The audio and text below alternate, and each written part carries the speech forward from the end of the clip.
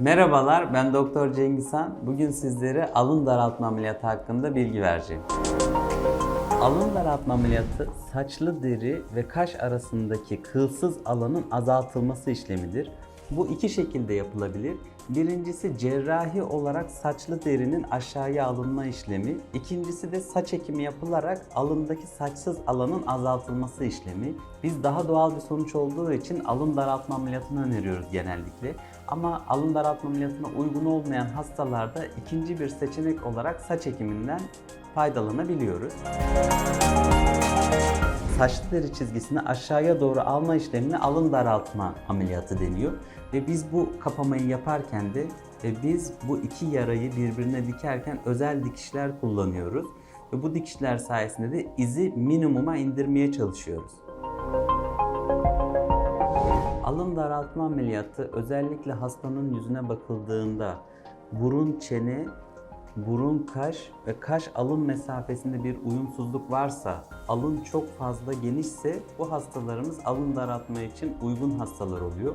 Ama her alnı geniş olana biz yine ameliyat önermiyoruz. Hastamızın saçlarının durumuna bakıyoruz. Hastamızın alın genişliğini ölçüyoruz. Hastamızın yaşını, diğer rahatsızlıklarını göz önünde bulunduruyoruz. Erkek mi, kadın mı? Erkekse ailesinde bir saç dökülme hikayesi var mı yok mu, bunları detaylıca inceledikten sonra hastalarımıza ameliyat edebiliyoruz. Herkes maalesef bu ameliyatı olamıyor. Uygun hastalara sadece bu ameliyatı yapabiliyoruz.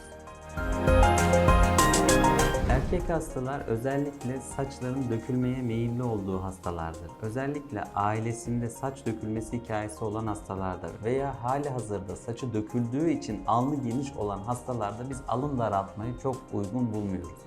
Ama bazen çok seçici vakalarda hastamızın alnı geniş olduğunu biliyoruz.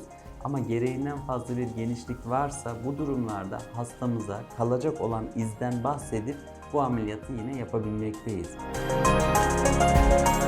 İyileşme süreci kendi kendine devam eden bir süreç haline geliyor. İlk 6 ay özellikle saçlı derinin üst kısmında hafif uyuşukluk kalabiliyor. Bu uyuşukluklar zamanla geçici uyuşukluklar ve buradaki izler de gitgide azalıyor. Her geçen gün verdiğimiz kremler ve yağlarla ve özel yaptığımız PRP enjeksiyonlarıyla her geçen gün daha da azalıyor ve daha iyi hale geliyor. Çok hastalarımızın buradaki izinin gözükür halde olması ve saçlı deride özellikle üst bölgede saçlarda dökülme olması. Tabii biz çok tecrübeliyiz bu alanda. Bu izlerin daha az nasıl kalacağını biliyoruz ve bunun için ameliyat anında ve ameliyat sonrası bakımda bir takım kendi tekniklerimiz var. Bu tekniklerle bu izin daha az kalmasını sağlıyoruz. Tabii ki yapılabiliyor. Bu işlemi de çok sık yaptığımız ameliyatlardan birisi. Sadece burada dikkat edilmesi gereken çok fazla miktarda bazen hastalarımızın beklentisi yüksek oluyor. Bu da demek oluyor ki alnı çok fazla geriye almamızı istiyorlar. Bu çok mümkün değil. Sadece törpüleme işlemi, yaklaşık 5 milimlik bir geri alma işlemi yapabiliyoruz. Onu hastalarımıza ameliyat döneminde zaten mutlaka söylüyoruz. Alın daraltma ile ilgili çok sık sorulan sorulara cevap ver.